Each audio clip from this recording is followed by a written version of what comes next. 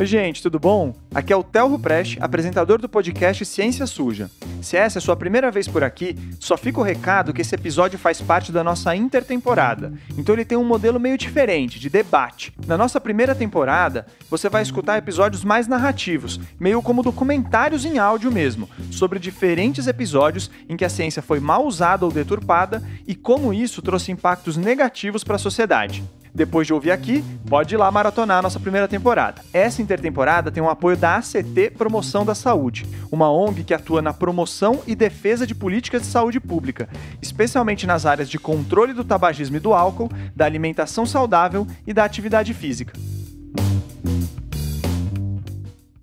Oi pessoal, tudo bem? Aqui é Thaís Manarini, eu sou jornalista focada na cobertura de ciência e saúde e uma das criadoras do Ciência Suja, o projeto que também tem a participação dos jornalistas Theo Ruprecht, Felipe Barbosa e Pedro Belo. Como o Theo contou aí, esse episódio faz parte da nossa intertemporada. No episódio anterior, ele conversou com gente fera sobre as artimanhas atuais da indústria do tabaco para sabotar a ciência e as políticas públicas de saúde. Neste novo episódio, é a minha vez de assumir o microfone e trocar uma ideia com grandes nomes. Só que agora, sai o cigarro e a indústria do tabaco para entrar a comida ultraprocessada e a indústria alimentícia. Você vai perceber como há muitas estratégias parecidas nos dois casos, com o agravante de que ainda tem muito alimento ultraprocessado dando pinta de saudável por aí. Mas eu vou deixar essas reflexões para as 3 convidadas que a gente tem aqui hoje. Porque olha só, se tem uma coisa que elas fazem é estudar e batalhar para ver o brasileiro comendo melhor.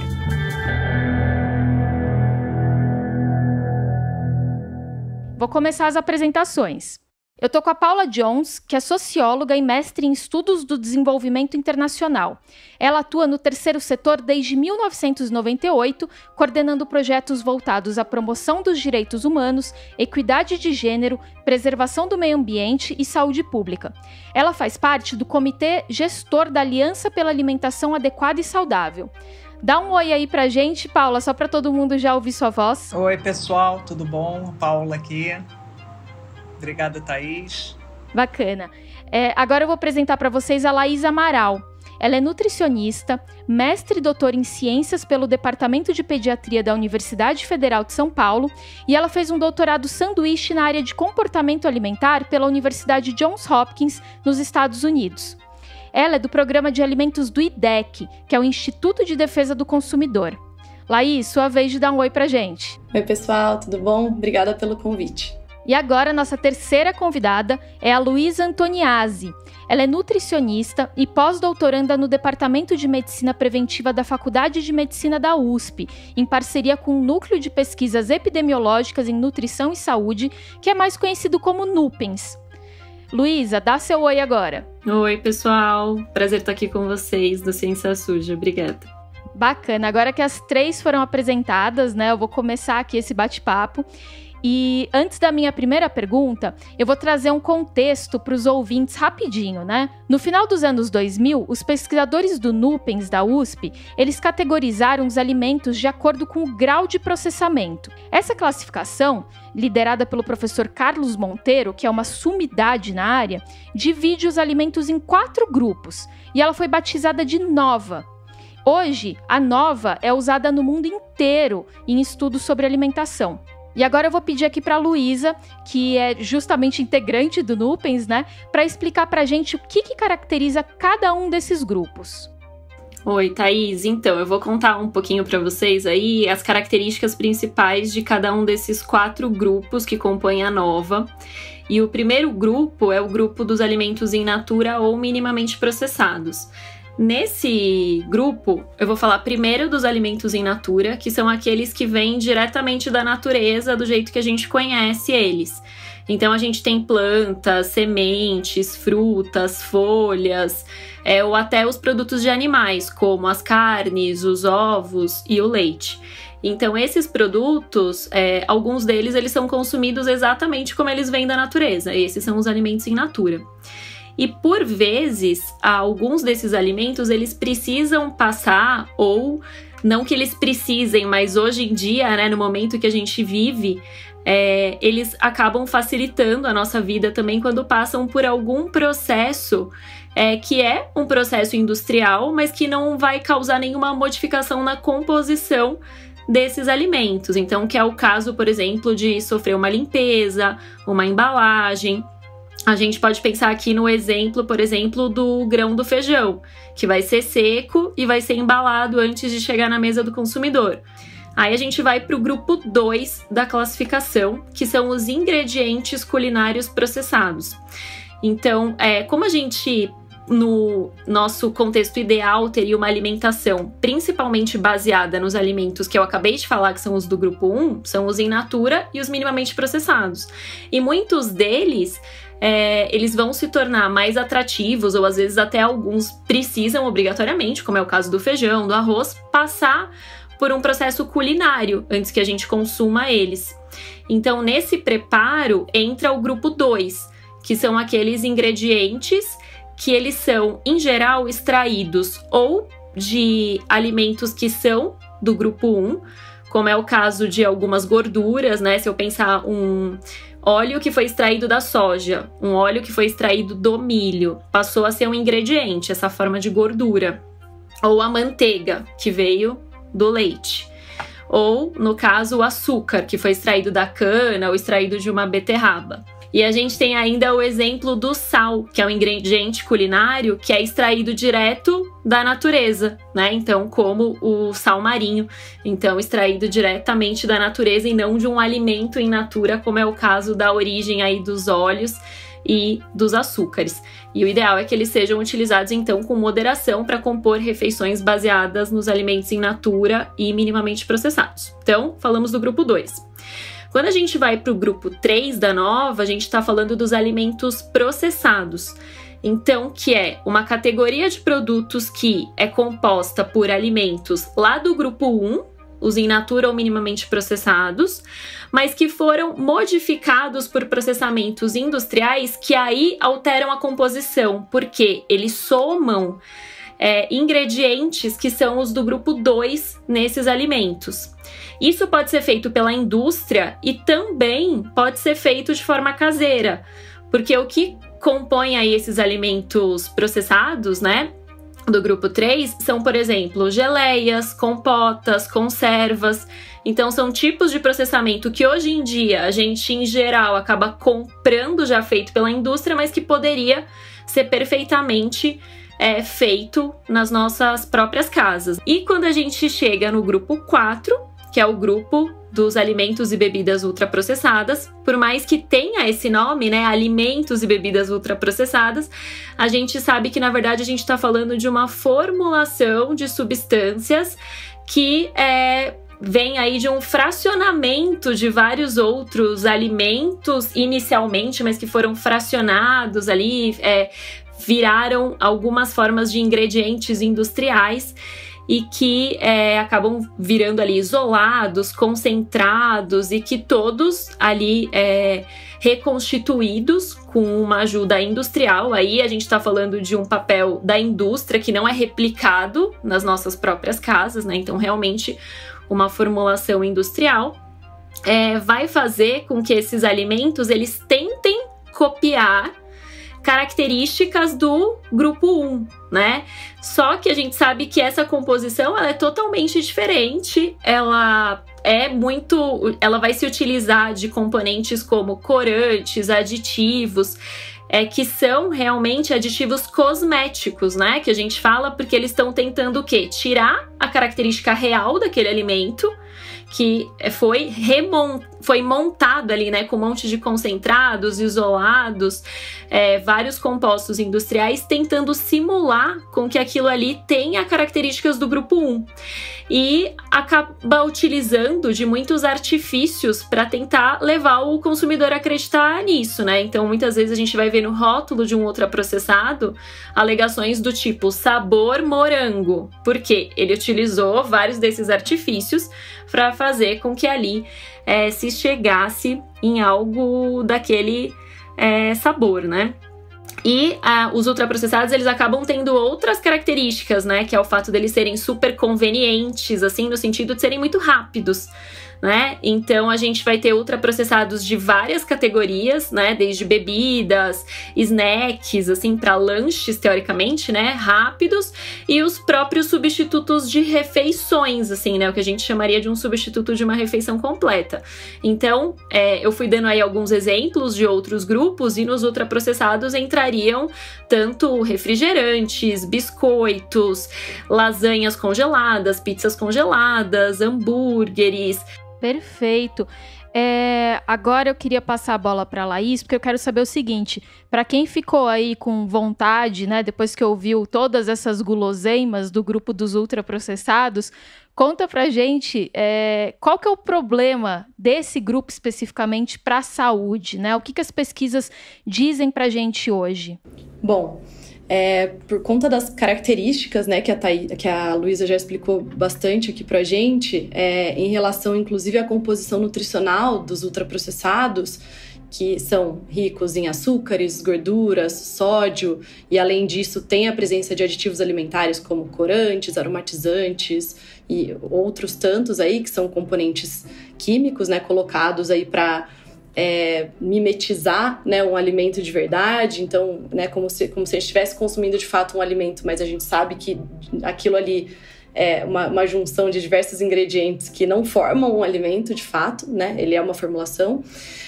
Então, todas essas características levam a uma relação com doenças crônicas não transmissíveis, né, que é o termo que a gente usa, que nada mais são do que essas doenças que a gente, né, vai desenvolvendo ao longo da vida, né, por um consumo crônico, um estilo de vida, né, inadequado.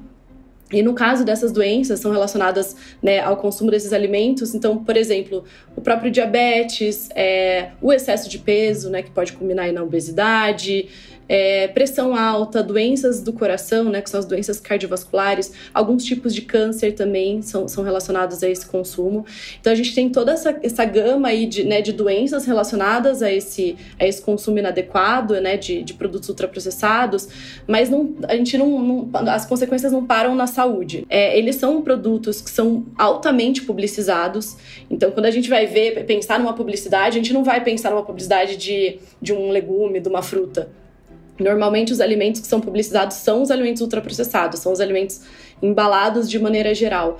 E são estratégias publicitárias muitas vezes desleais. A gente vê muita publicidade infantil, por exemplo, que é uma estratégia ilegal no Brasil, né? E isso continua acontecendo, especialmente em relação a esses alimentos. E não só a publicidade infantil, mas a gente vê muita enganosidade nas embalagens. A Luísa trouxe um pouco disso também. Então, a gente consome sucos artificiais que vêm com uma imagem de fruta, por exemplo, na frente da embalagem, e quando a gente vai ver de fruta ali dentro tem muito pouco, né? Quase nada.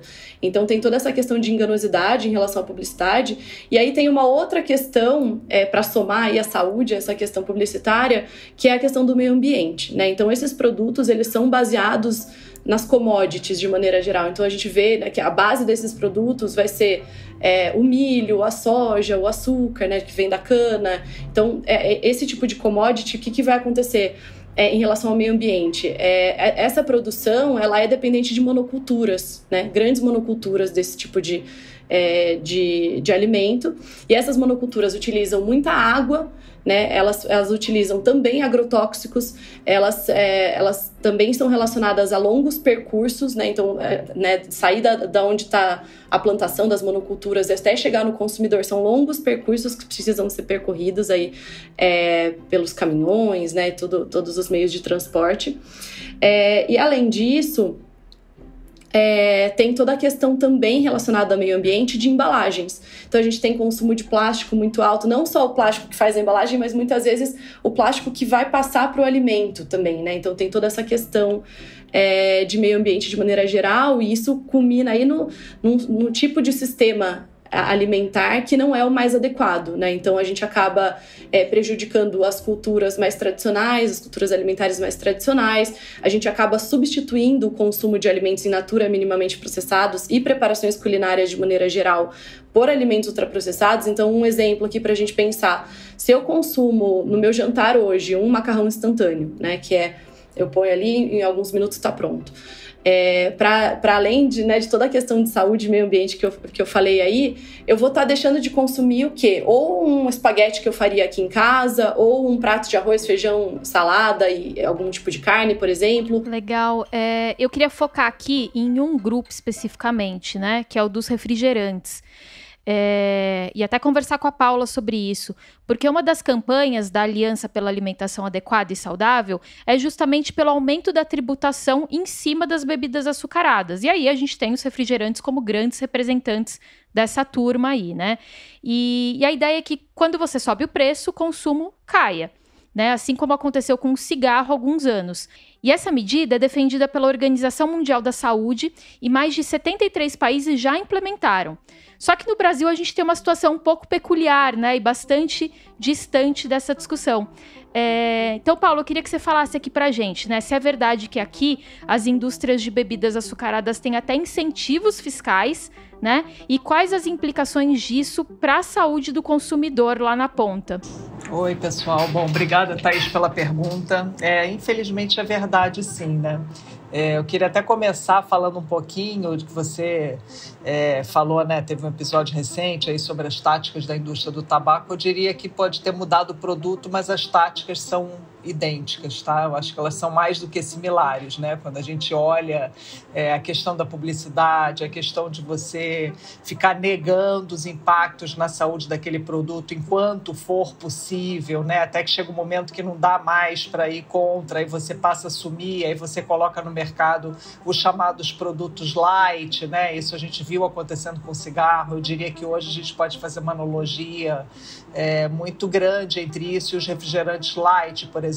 Dizer, não tem problema, pode continuar tomando refrigerante desde que você tome a versão sem açúcar, né? Se o problema é o açúcar, enfim, essas adaptações ao que a ciência vai deixando cada vez mais claro, demonstrando cada vez mais claro, a indústria vai sempre se organizando, inclusive empresas concorrentes se tornam aliadas quando a briga é para você evitar qualquer tipo de regulação que possa diminuir o consumo daquela categoria de produto, independente se é o fabricante X ou Y, né, que fabricam, seja o refrigerante, seja, né, o biscoito recheado. Olha, tem um risco de regulação ali que estão discutindo. Então, a gente vai conjuntamente, né, através das associações até dessas indústrias, brigar contra isso. E o refrigerante é um exemplo assim, só para deixar assim claro, a gente seria assim meio que o primeiro degrau de uma política que ela tem que acontecer para toda a categoria de ultraprocessados, né? O refrigerante é um produto também ultraprocessado e é o mais óbvio no sentido que a gente está falando por uma série de razões, né? A gente está falando de caloria líquida, a gente está falando, né, que é diferente o impacto no seu organismo também de calorias sólidas, porque perguntar por que isso e não o salgadinho, isso, aquilo, outro. Se a gente tivesse o poder de decisão, acho que concordaríamos aqui, né, Laís e Luísa, a ideal a gente tributaria de forma majorada todas as categorias de produtos ultraprocessados, mas a gente precisa começar por algum lugar e, obviamente, as bebidas, né, adoçadas, né, toda essa categoria de produto, que aí vale para essas bebidas lácteas ultraprocessadas, vale para os suquinhos que se vendem como saudáveis, mas não são, e que nem fruta tem em muitos casos, né? Então, vale para toda essa categoria.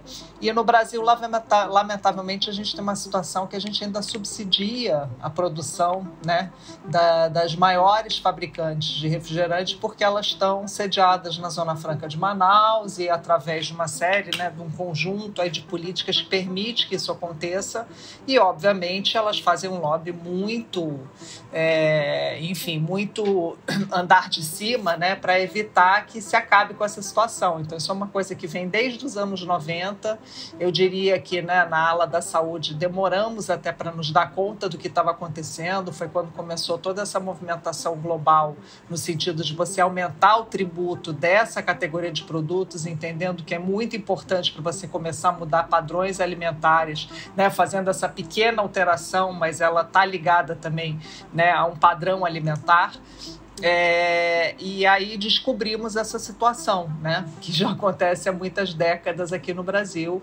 E é assim, nossa, então aqui a gente não pode nem falar em aumentar o tributo, porque se você só aumentar a alíquota, na verdade você é uma coisa contraintuitiva. Você acaba dando mais incentivo para essas indústrias, porque o que deveria ser um tributo vira um crédito tributário, né? Então a gente precisa corrigir essa situação tributária aqui no Brasil, essa distorção, né? Acho que a gente tem que chamar pelo que ela é, uma grande distorção tributária que a gente tem, o fato da gente estar subsidiando a produção desse tipo de produto, que tem todos os impactos que tem na saúde. Inclusive, né, a gente já tem evidências que demonstram, na experiência internacional, que essa é uma política pública muito efetiva para a redução de consumo. Se tem uma coisa que mexe com comportamento, é preço, né? Preço, e por isso que também, né, a gente sabe que assim, os produtos ultraprocessados, eles são muito acessíveis, eles são artificialmente baratos, eles não pagam aquele impacto que eles causam no meio ambiente, né? Laís estava falando um pouquinho sobre isso, que tem uma série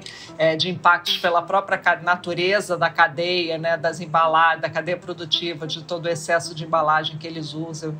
Ou seja, eles não pagam nem por aquilo que eles causam de danos à sociedade. Então, a gente diz que eles são artificialmente baratos e que por isso você precisa de uma política pública para tentar diminuir essa distorção, essa assimetria que existe, né, na precificação dessa categoria de produtos que tantos danos causam, né?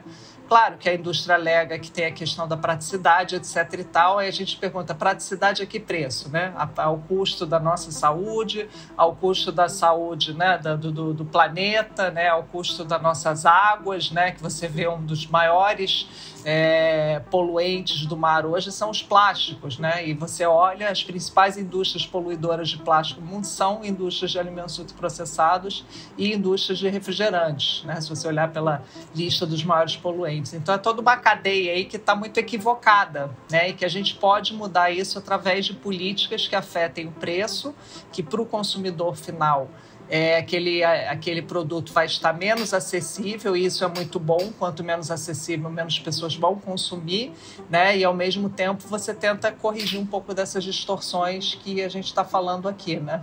Que isso que precisa acabar. E aí nessa linha, né, o que a indústria alega, queria trazer até um pensamento aqui, né, para vocês.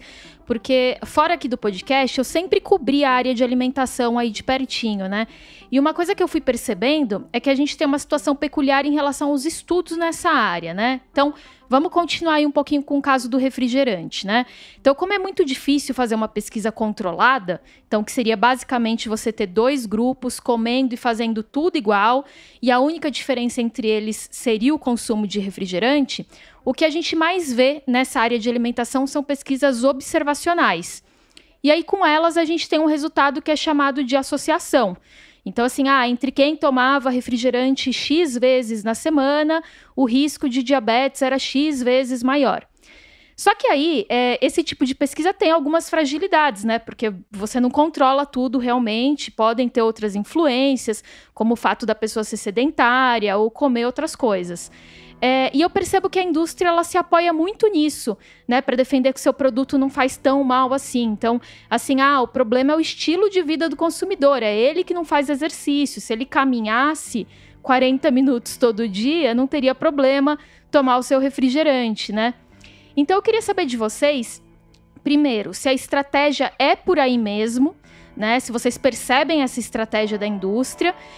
E segundo, se com um montante de pesquisas que a gente tem, mesmo que elas sejam, né, observacionais, se não tem margem para dúvida, então, em relação aos malefícios desses produtos. Então, vamos lá, Luísa. Bom, Thaís, realmente a maior parte dos estudos com os ultraprocessados, mostrando o impacto deles na qualidade da dieta, e também dos desfechos em saúde, ela vem de desenhos que são observacionais. Então, os estudos que são ensaios controlados, eles vão ter a vantagem de realmente conseguir controlar ali fatores de confusão e tal. E realmente a gente tem um estudo que foi feito, que é um ensaio controlado e que foi ali, se teve 2 momentos, né? Um momento em que se podia consumir os ultraprocessados e um outro momento em que não se podia consumir. E esse estudo, ele mostrou, né, que em um período super curto de 2 semanas, quando o grupo consumia alimentos ultraprocessados, teve um aumento de peso em média de quase 1 quilo, né? 900 gramas ali, em média, ao longo dessas 2 semanas, né? E isso, assim, é claro que é um número muito pequeno, é esse estudo que a gente tem aí, né, que foi feito com esse desenho. Só que, como eu estava falando anteriormente, cada um deles tem as suas vantagens. A vantagem desse estudo é que ele controla aí fatores de confusão. Ele realmente conseguia ali medir, né, quanto eles estavam consumindo exatamente, quanto era o peso antes, quanto era o peso depois, ver que todos eles que estavam participando ali tinham características parecidas, né? Então tinha essa vantagem de controlar os fatores de confusão. Só que quando a gente olha os observacionais, eles são vários, como eu falei para vocês, e cada um tem suas vantagens. Então quando a gente pega um que acompanha as pessoas ao longo do tempo, que é uma coorte, ele também tem essa vantagem, ele tá vendo ali um resultado, né? Ele tem medidas dessa pessoa e tá acompanhando por um tempo muito maior do que 2 semanas. Então já é um exemplo, né?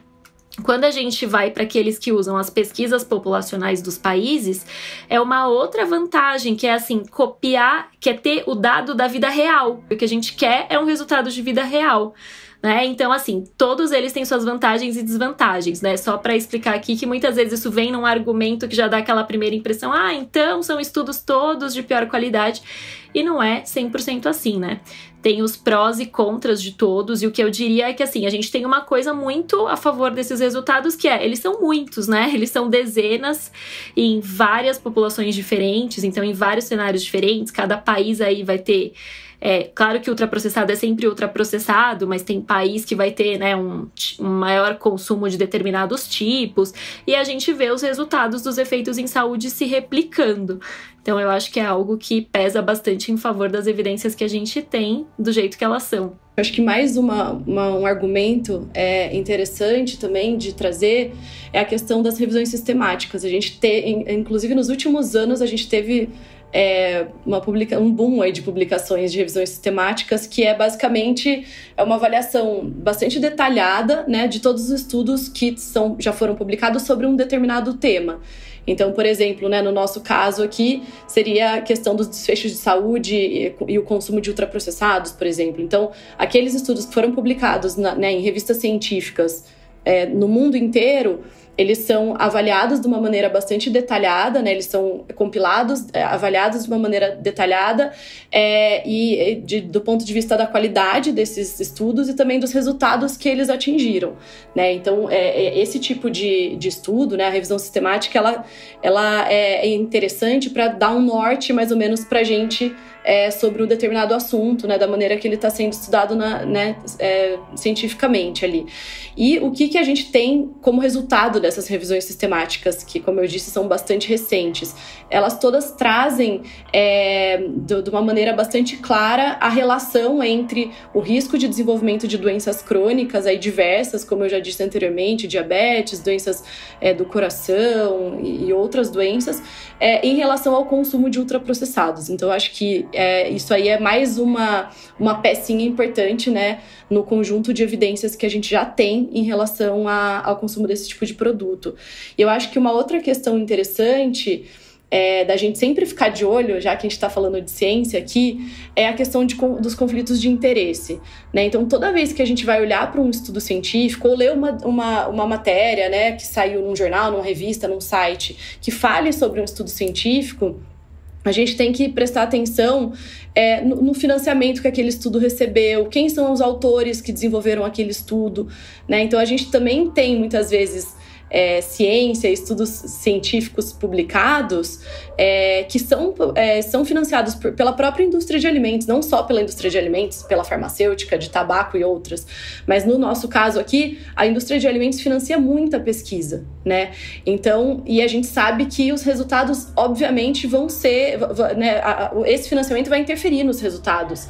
A ideia da indústria de alimentos é que ela chegue num resultado que tire um pouco do peso, digamos assim, do ultraprocessado causando doenças, né, e outros desfechos de saúde aí. Então, acho que isso é uma questão interessante.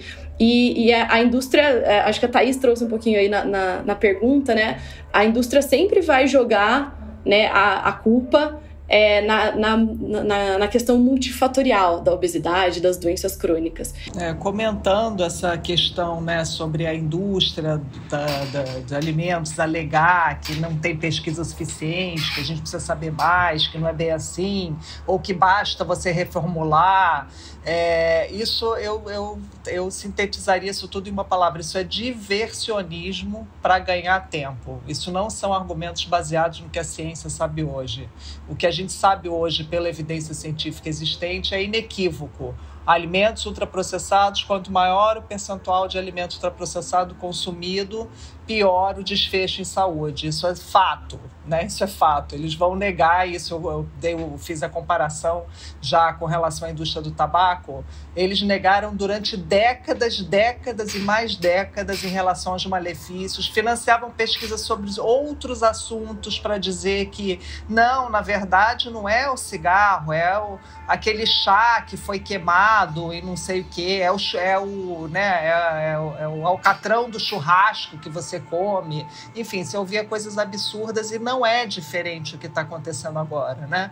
É esse negacionismo, diversionismo para ganhar tempo, para evitar regulação, e nisso você vai plantando, né? Existe até também evidência que fala sobre isso. Você vai plantando aquelas sementes da dúvida, né? Então, são os mercadores da dúvida que, com a dúvida, estão lucrando cada vez mais, ganhando muito dinheiro e evitando que a gente, enquanto sociedade, a gente tome as atitudes que a gente precisa tomar, faça as escolhas que a gente precisa fazer em relação às políticas públicas. Outra coisa que eu acho muito séria, né, além, eu acho que já foi colocado aqui essa questão do conflito de interesse, é a gente ficar com esse falando um pouco sobre as pesquisas, o que a ciência nos dá de evidência, é ficar esse foco no indivíduo. Porque a gente está falando aqui de comportamento alimentar populacional, a gente está falando de padrões de dieta, padrões alimentares de populações. Então, do mesmo jeito que a gente tem evidência suficiente para dizer, né, que o percentual de ultraprocessado, quanto maior, pior para uma população, a gente também sabe que, do outro lado, a solução para isso não é eu ficar prescrevendo para fulano ou cicrano que ele pode ou não pode comer, mas e sim regular a forma que esses produtos são colocados no mercado. Isso é muito mais importante do que essas prescrições individuais, né? Porque eu acho que esse é um argumento que a indústria usa muito. Não, mas você pode, basta você ter moderação, você se autocontrole, etc e tal. Não é disso que a gente está falando. A gente está falando que a criança precisa ser protegida do marketing abusivo, a gente está falando que a gente precisa promover ambientes alimentares saudáveis, que a gente precisa ter condições de fazer as melhores escolhas para a gente, né? Que elas não sejam feitas pela indústria, porque eu não tenho acesso, pelo preço, né, pela disponibilidade física mesmo. Quer dizer, então acho que a solução ela também passa pela questão populacional, e isso está muito coerente com os estudos que demonstram que a nível populacional a gente tem um problema, é um fato, os desfechos em doenças crônicas são cada vez piores, quanto pior é a qualidade da alimentação, e para isso a gente precisa regular essa categoria de produtos, assim, simples assim. Mas óbvio que a indústria vai evitar isso ao máximo enquanto puder. Ô, Paula, eu não vou te dar descanso, tá? Eu vou emendar uma pergunta aqui e vai ser para você. A OMS e a FAO, elas recomendam, né, que todos os países tenham seus guias alimentares para dar um norte aí sobre o que seria um padrão saudável para aquela população. E o nosso guia atual, ele é uma versão de 2014, que tem a colaboração técnica do Nupens aí da USP. E é um documento que usa a classificação nova, né, e aconselha evitar os ultraprocessados. E mais do que isso, assim, ele é elogiado no mundo inteiro, né? A gente sempre vê elogios para esse guia. Só que aqui, recentemente, ele foi alvo de ataques por parte do Ministério da Agricultura, que chegou, inclusive, a pedir uma revisão do conteúdo que está ali nesse documento. E aí eu queria saber, como que você enxerga isso? A gente está falando de conflito de interesse aqui, né? E aí eu queria trazer isso para o guia, né? Se você vê, assim, que se no Brasil de hoje está mais difícil emplacar essas políticas que, de fato, melhorariam a alimentação da população. Bom, viva o Guia Alimentar para a População Brasileira, né? Eu acho que o guia está bem, eu acho que o guia, assim, ele teve, né, com essa tentativa de ataque, houve uma contra-reação muito positiva na defesa do guia. Eu acho que ele está, assim, se quando ele foi lançado em 2014, para agora, o que a gente tem em termos de evidência já aumentou absurdamente, né, nesses últimos 8 anos. Quer dizer, a gente já tem muito mais certeza do que já tinha naquela época. Então, eu acho que o guia brasileiro, o Guia Alimentar para a População Brasileira, ele vai muito bem, obrigado, e felizmente ele está servindo como modelo para o mundo inteiro. Agora, eu acho que ele diz uma coisa para a gente mais importante ainda, que é, gente, esse guia é muito bom, porque senão a indústria não estaria fazendo tanto esforço para colocar em dúvida, colocar em xeque o que o guia traz como recomendação. Porque é um guia, de novo, ele não é prescritivo, ele fala de comensalidade, ele fala de ambiente alimentar, como os obstáculos para você conseguir chegar a uma alimentação saudável, e ele fala dessa principal categoria de produtos que acaba sendo um reflexo de um sistema alimentar que está adoecido, né? Então, acho que o Guia Alimentar Brasileiro ele é sensacional sob qualquer ponto de vista que você olhe para ele, né? E ele ali você tem quase que como um guia, o que a gente precisa fazer para promover uma alimentação mais saudável para a população como um todo. Eu acho que ele, sobretudo, muito além de ser, né, um guia só assim, olha, é muito importante que as famílias conheçam, que a gente esteja muito apropriado do que ele recomenda, mas são recomendações simples, né? Coma comida de verdade, evite alimentos ultraprocessados, diversidade, variedade, alimento regional, alimento da estação, enfim. Ele é muito simples, né? Você não precisa ser nutricionista para entender o guia, você não precisa ser médico para entender o guia, é para pessoas. E ele falar dos obstáculos é sensacional. E bingo, ponto para o guia, porque a indústria detesta o guia. Então, isso é uma prova, eu acho que isso é uma demonstração de que ele é muito bom. A gente tinha essa regrinha muito básica assim, com o tabaco. Nossa, se a indústria reage muito fortemente a determinada política, é porque ela deve ser muito boa, né, com relação a causar algum estremecimento em relação às crenças que a indústria quer vender para a população. E a gente sabe que hoje nessa área da alimentação tem um movimento muito forte, justamente para não tratar alimentos como mocinhos ou vilões.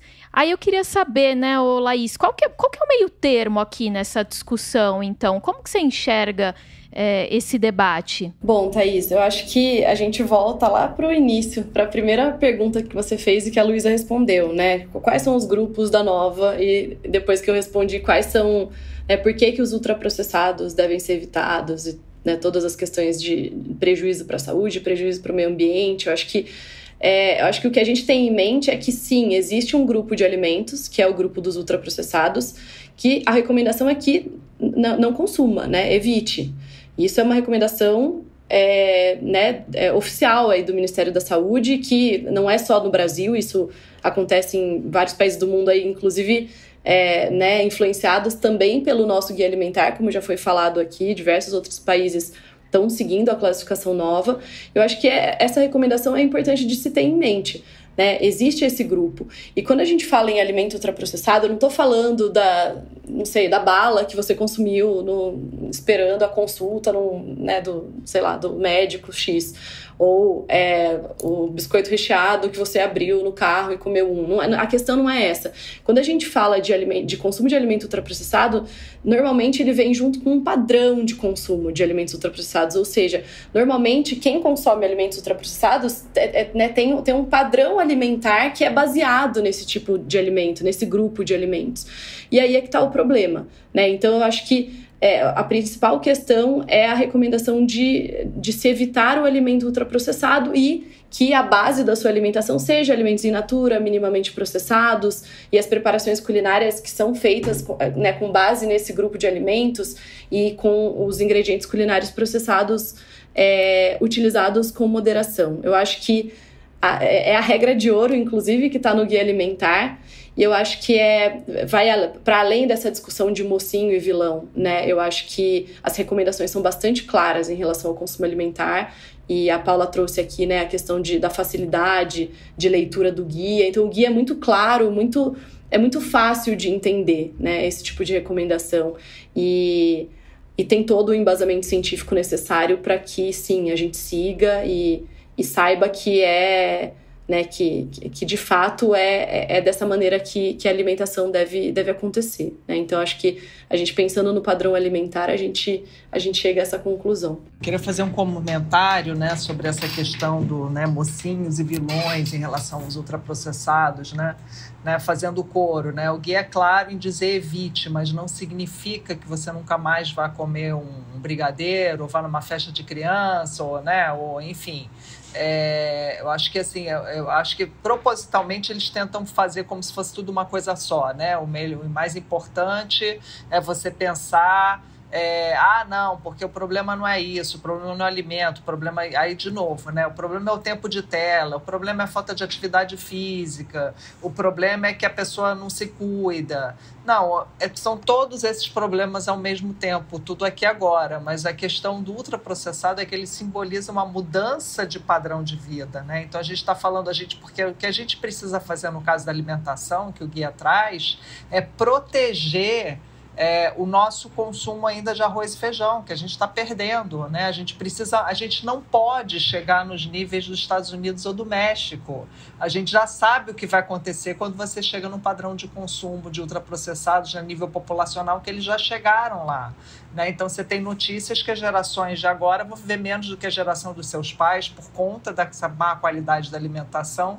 e todo o resto. Então a gente tem uma coisa assim, uma missão de proteção. Gente, a gente precisa valorizar a nossa comida de verdade, a gente precisa valorizar a questão da comensalidade, de comer junto com a família, com os amigos. A Laís já trouxe isso, a gente não pode comer na frente da televisão um pacote que a gente abra e que a gente coma sem a menor, né, consciência do que a gente está comendo, que são alimentos importantes falar dos ultraprocessados também, que a gente está falando de alimentos que são hiperpalatáveis, você come muito mais do que você precisa, né? E eu acho que o estudo que a Luísa comentou mais cedo sobre esse estudo clínico, ele demonstrou isso muito claramente, assim, quem estava lá exposto a uma dieta de ultraprocessado comia muito mais do que quem estava comendo comida de verdade, que conseguia se saciar mais rapidamente, né? E quando você não consegue parar de comer, e a gente sabe, o marketing fala isso, né? Você tem que comer até o pacote acabar, se você não vai nunca conseguir comer um só, é disso que a gente está falando, né? Não é questão de vilanizar, não significa que eu nunca mais vou comer um chocolate na minha vida, eu como, assim, não é nesse sentido, não é essa coisa assim de uma coisa radical, mas assim, em termos de padrão alimentar, você tem que valorizar, sim, não vou trocar uma refeição por um negócio que eu compro, boto ali no micro-ondas, né, e o sanduíche está inteiro pronto e aquilo é uma porcaria. Eu não posso fazer isso como padrão de vida, né? Mas a gente, para não confundir essa coisa que é o pessoal que quer ter uma vaca na varanda, não é disso que a gente está falando, né? Que venham as boas praticidades, né? Eu acho que, assim, de novo, né? Ingredientes culinários de uma produção industrial, a gente não está falando que você não possa ter. É importante a gente ter arroz suficiente, feijão suficiente, óleo suficiente, né? Azeite, todos esses alimentos que compõem a base da alimentação, mas a gente não pode, só que a gente não pode, de forma industrializada, mas a gente não pode viver dessas porcarias vendendo essas falsas facilidades, né? Porque a gente paga um preço mais alto lá na frente.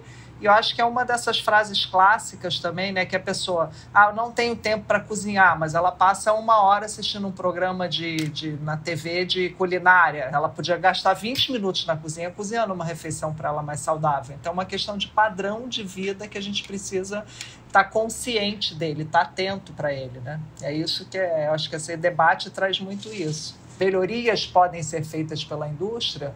Podem. E eu quero mais que eles façam sendo provocados por essa política pública, que façam. Eu acho que o objetivo é esse, que ela serve como referência para você ir melhorando em várias situações. Eu queria até aproveitar, Paula, dessa questão, era a próxima pergunta mesmo que eu tinha, sobre se vocês acreditam que os produtos eles podem ser melhorados, porque teve uma época, alguns anos, que até viralizou como os produtos ultraprocessados vendidos aqui, eles às vezes tinham mais de certos ingredientes do que o mesmo produto ultraprocessado vendido, por exemplo, na Europa. Então, a mesma bolacha tinha mais açúcar aqui, o mesmo salgadinho tinha mais sódio aqui. Então, assim, o que eu queria saber de vocês, dá para melhorar, então? Dá para a indústria pegar um produto e transformar ele em algo não vou dizer que saudável, né? Mas dá para melhorar a composição. Não vamos confundir melhorar com ficar bom, né? Acho que é importante. Vai continuar sendo um ultraprocessado em muitos dos casos, mas melhorar, né? Assim, eu acho só queria deixar esse comentário, deixar aí para as meninas. Eu acho que o que eu traria aqui, Thaís, é que a gente é bem na linha do que a Paula comentou com a gente, né? O fato de poder melhorar não vai fazer com que ele deixe de ser um ultraprocessado, né? Assim, ou que ele fique menos pior do que ele é. Né? Eu acho que tem vários cenários, tem várias possibilidades, né? A gente sabe que já tiveram aí ações para melhoramento da composição nutricional de alguns produtos e para alguns, como por exemplo para redução de sódio, né? Assim, tem um cenário muito variável, porque isso pode ser aplicado para vários produtos diferentes, como até o caso da redução de sódio, né? Não são só alimentos ultraprocessados que precisam ser reduzidos em sódio, né? Um exemplo é o pão francês, e aí então assim, não é só uma questão da gente de repente não reconhecer que um melhoramento da indústria ele deve acontecer, até porque ele não vai estar só dentro dos alimentos ultraprocessados, vai se expandir para outros grupos, né? Então é algo desejável, mas não vai fazer com que produtos ultraprocessados deixem de ser ruins, né? Eu acredito que tem ali alguns produtos que eles, por mais que eles mexessem naquilo, assim, nunca chegaria nem próximo, né, de um patamar, se a gente pensar ali, né, refrigerantes, substitutos de refeições, nossa, assim, e até, assim, é complexo querer começar a dar exemplo, porque o que eu não quero aqui é fazer parecer que, são esses dois exemplos, sabe, assim, eu acho que tem uma lista enorme aí de produtos que, nossa, se mexesse muito, sabe, jogasse num saco, tirasse, não ia dar pra se salvar nada, assim, né, nem mágica. Mas tem essa questão de que algum melhoramento sim poderia ser possível, né? Talvez aqui trazendo assim um exemplo dos iogurtes, né? Se a gente olhar hoje, assim, você chega no supermercado, tem uma geladeira enorme com uma variedade de, entre aspas, iogurtes ali, né? Bebidas lácteas ultraprocessadas, todas modificadas e passando por uma cara, assim, né? De, é algo que veio ali do leite, né? Um alimento minimamente processado e tal. Então, a gente tem, talvez ali, um exemplo de um grupo que, às vezes, no supermercado é difícil você achar um que não vai entrar na categoria de ultraprocessado. Seria legal ter mais opções, né? Então, talvez várias daquelas marcas pudessem reformular ou, às vezes, até criar um novo produto, né? Assim, eu acho que em alguns casos ali é uma reformulação tão grande que talvez seria, tira do mercado esse, né? Esse é o nosso novo iogurte do mercado, porque você passaria a ter uma opção de um produto que passaria a se encaixar ali dentro de um produto realmente minimamente processado, que só passou pela fermentação, que não teve ingrediente adicionado, né? Então, acho que tem vários cenários. Em alguns deles, sim, o melhoramento da indústria possa acontecer e trazer aí alguma facilidade para o consumidor. E até tentando chegar aqui naquele ponto de mocinho ou vilão, né, que a gente estava comentando anteriormente, eu acho que uma questão é assim, querer usar a coisa de é mocinho ou vilão, né? E aí às vezes até tem a ver com esse melhoramento, porque ele não vai deixar de ser um ultraprocessado e passar a ser um alimento que possa ser consumido, né, largamente. Ele vai continuar ali dentro da regra do guia, de se evitar os alimentos ultraprocessados, mas eu acho que a gente tem que ter muito cuidado com esse tipo de recomendação, que não é o que tá lá na nossa recomendação de evitá-los no guia, que ela vem assim de uma origem da nutrição, que é falar de usar regras que são, por exemplo, uma quantidade adequada, moderação, variedade. Aí a gente tá falando principalmente da moderação. Só que isso vem de um momento onde a gente tinha alimentos da natureza, né? Os alimentos do grupo lá de in natura, minimamente processados. Então é muito complexo querer levar essa regra, que é de alimentos da natureza, para um alimento que é feito com características que vão fugir ao nosso controle. Então, em situações que não sejam patológicas, a gente não vai ter, né? Claro que existem, aí entraria já em casos de compulsão, etc, né? Ter um descontrole e querer comer um determinado alimento sem parar, um alimento natural, né? E isso vai acontecer com os ultraprocessados, porque eles são feitos para isso, né? Então é complexo querer levar uma regra de um momento para um outro contexto. E também, assim, ainda nessa linha de mocinho e vilão, é importante a gente lembrar que a indústria ela também tem ela também faz o seu reducionismo pro mal, assim, né? Porque às vezes a gente vê, por exemplo, uma bebida que não dá nem pra dizer que é um suco, mas aquele pó artificial que vira suco quando você mistura com água. A gente sabe que aquilo não é suco, mas aí na embalagem tá lá, fonte de vitamina C, porque a gente sabe que tem pesquisas mostrando os benefícios da vitamina C para isso ou para aquilo. E a indústria se apoia na tal da vitamina C para vender um pó. Então, também é uma forma de reducionismo, né? Eu acho que em relação a isso, a gente cai na questão da publicidade de novo, né? Da publicidade enganosa. E aí eu acho que traz um pouco da noção da importância aí do rótulo frontal, né? O que a gente tem hoje em dia é uma grande publicidade, não só no rótulo, né? Extrapola o rótulo. E o que essa publicidade traz pra gente? A informação de que aquele produto é saudável, de que aquele produto é prático, de que aquele produto é divertido e que vai trazer bem-estar e que vai trazer um status X e tal. Então, assim, a publicidade vai trazer os supostos benefícios que o consumo daquele alimento vai te dar. Obviamente que a publicidade não vai trazer informações sobre eu sou um produto que sou enriquecido em vitaminas minerais, mas eu também tenho excesso de açúcar e sódio. Não, espontaneamente, obviamente que a publicidade não vai trazer isso. Então, acho que isso mostra muito pra gente a importância de se ter a regulamentação a partir do rótulo nutricional, né, de indicar que aquele produto tem excesso de nutrientes críticos. Claro que é um primeiro passo, né? A gente poderia ter outros avanços em relação à rotulagem, mas esse foi um passo que foi possível de ser dado neste momento, após grandes discussões, e que é importante de frisar, né? Então a gente não vai zerar a publicidade enganosa e a publicidade abusiva e infantil a partir dessa resolução, né, dos rótulos, mas de alguma maneira a gente vai trazer um equilíbrio um pouco maior, digamos assim, né? A gente vai trazer a informação do prejuízo, ao mesmo tempo que a indústria está trazendo aí as informações para tentar vender mais e mais esse produto, né? Gente, eu já tive a oportunidade, né, de entrevistar algumas vezes o professor Carlos Monteiro, que ele é coordenador do Nupens e, como eu comentei antes, é uma referência máxima em alimentação saudável e não só no Brasil, né? Isso é no mundo inteiro. E no começo da pandemia, ele me disse que ele era um otimista, ao contrário de alguns colegas. Então, assim, na visão dele, ele fala que a quantidade de evidências de que esses produtos ultraprocessados encurtam a vida é tão grande que até a indústria está vendo que é uma mudança que ela precisa fazer, né? Uma mudança de estratégia que é necessária para não perder consumidores. E ele me disse o seguinte, né, que essa opção das pessoas por ultraprocessados ela é construída em cima de mentiras, de uma falsa sensação de segurança e de felicidade, mas que a verdade tende a prevalecer e ela está do lado dos defensores da alimentação mais natural. Para a gente fechar aqui esse nosso episódio, né, eu queria primeiro agradecer vocês, eu vou passar a palavra para cada uma, então eu queria saber, vocês se consideram mais otimistas ou mais pessimistas? Paula, eu vou começar com você. Obrigada pela participação. E aí, como que você se encaixa? Normalmente eu sou meio que otimista de plantão, não que eu não seja realista, né? Não tenha, enfim, consciência dos desafios que a gente está vivendo agora.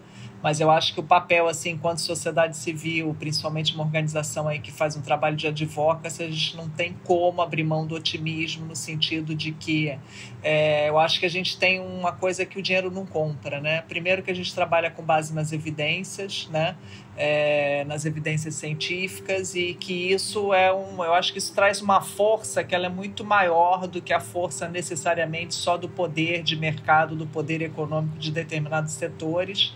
E eu, sinceramente, eu acho que, inclusive, né, pensando um pouquinho na fala aí do professor Carlos, se você anda no supermercado hoje, se a gente avaliar a quantidade de alegações que a indústria tem utilizado, seja na publicidade que ela faz, seja nos produtos que ela está colocando no mercado agora, de fazer questão que só tem 2 ingredientes no iogurte. Um tempo atrás você mal encontrava iogurte assim, só tem 2 ingredientes, né?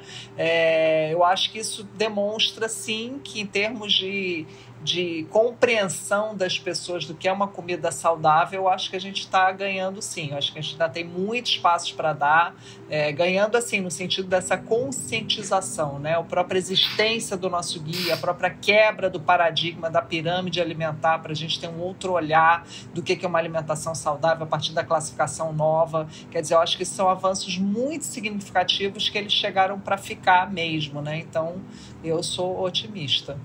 Acho que estamos melhores do que estávamos alguns anos atrás. Laís, agora eu quero escutar. Você está no time aí do professor Carlos e da Paula? Está entrando com eles ou está do outro lado, dos pessimistas? Eu assino embaixo o que a Paula disse. Eu acho que como profissional de saúde pública, né, como alguém que trabalha na sociedade civil, né, com ativismo e tudo mais, não tem como a gente ser pessimista, senão a gente não consegue fazer nosso trabalho, não tem nem sentido. A gente vai buscar, né, por o quê, se a gente não acredita que as mudanças vão acontecer. Mas, apesar de eu olhar com otimismo, eu enxergo, né? A gente sabe como o caminho é longo, como os desafios estão aí, e eu acho que a gente trabalha muito com a questão de contexto político, né? Acho que interfere muito na nossa atuação. Não só como sociedade civil, acho que também como academia, porque eu sou misto aí dos dois. Então, eu acho que a gente tem que ter consciência de que tem momentos mais propícios e momentos menos propícios para a gente avançar e aonde avançar e como avançar. Eu acho que essa é a graça, né, do trabalho, pensar estrategicamente, né, e conseguir se adequar, ser resiliente ali, conseguir se adequar de fato ao contexto, não só político, mas econômico, social, cultural, tudo isso interfere, né? A alimentação a gente tem interferência de todos os lados, então eu acho que eu vejo com otimismo nesse sentido e concordo com a Paula. Eu acho que a gente atinge um nível de conscientização da população maior. Eu acho que tem muito caminho aí pela frente. A gente luta contra a própria publicidade que a gente estava comentando, né? É uma luta meio desigual, mas eu acho que a população tem estado mais consciente, tem procurado mais informações, né, evidências. Eu acho que a própria disseminação e tradução da evidência científica está chegando mais nas pessoas. Isso é uma coisa que a gente tem trabalhado muito, tanto da academia quanto da sociedade civil, né? E são tijolinhos que a gente vai colocando aí, e eu acho que é uma maneira de fazer com que a população também tenha acesso a informações, né, verídicas e tudo mais. Eu acho que essa também é uma maneira da gente conseguir apoio popular. Eu acho que isso é super importante para que a gente possa, sim, fazer as mudanças do ponto de vista de regulação, do ponto de vista de política pública. Então, acho que as estratégias, né, a gente precisa juntar a força da população com a força da sociedade civil, com a força da academia, para que a gente chegue para discutir uma política ou para lutar por uma política mais justa e mais adequada e mais saudável do ponto de vista da alimentação. Legal, obrigada, Laís. Muito obrigada pela participação aqui hoje. E aí, Luiz, agora eu jogo a bola para você. Queria saber em que time você se enquadra. Então, Thaís, eu acompanho os pensamentos otimistas do professor Carlos, da Paula, da Laís também, e sem deixar de ter essa dose de realidade aí, como a Laís bem trouxe também na fala.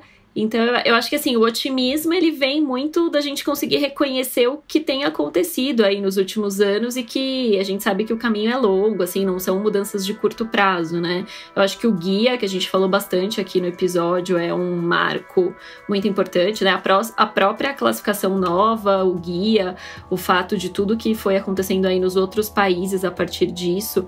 E até, assim, se a gente trouxer um exemplo mais prático de algo que tem acontecido no nosso próprio país mesmo, eu acho que a gente, dentro de uma política pública, assim, a alimentação escolar ganhou várias novas normas, assim, baseadas nesse tipo de classificação, o que foi um grande avanço, né? E sempre que a gente fala de alimentação escolar, a gente está falando aí do programa mais antigo de alimentação e nutrição no país e que tem o potencial de estar impactando nas crianças e principalmente nos adolescentes, né? Então, que vão ter aí a possibilidade de propagar isso para as famílias e levar para as vidas deles, né? Então, eu acho que tudo esse tipo de mudança que a gente está falando, ele acontece muito assim em estágios, né? Coisa de longo prazo mesmo, e até no nível de conscientização, né?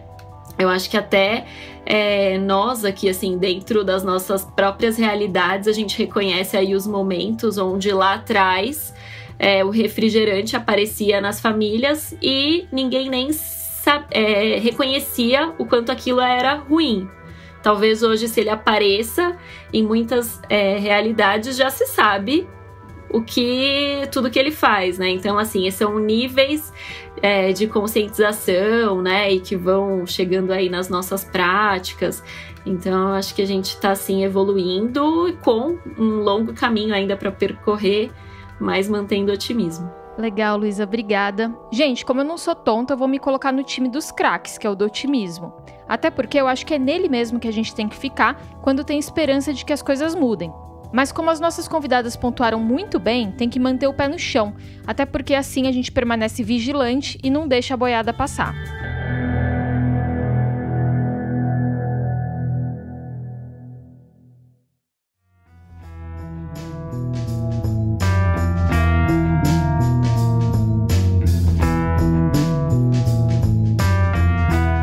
Queria agradecer mais uma vez esse trio poderoso que trouxe tanta informação bacana e, claro, a você, nosso ouvinte. Em fevereiro tem mais. Enquanto isso, dá para ir ouvindo os nossos episódios da primeira temporada nas diferentes plataformas de podcast. Essa intertemporada tem o apoio da ACT Promoção da Saúde, que atua na promoção e defesa de políticas de saúde pública, especialmente nas áreas de controle do tabagismo, alimentação saudável, controle do álcool e atividade física. O Ciência Suja é um podcast criado pelo Felipe Barbosa e pelo Pedro Belo, da Nave Reportagens, por mim e pelo Telro Preste. Esse episódio da intertemporada sobre alimentos ultraprocessados foi apresentado e produzido por mim, Thaís Manarini. Até mais!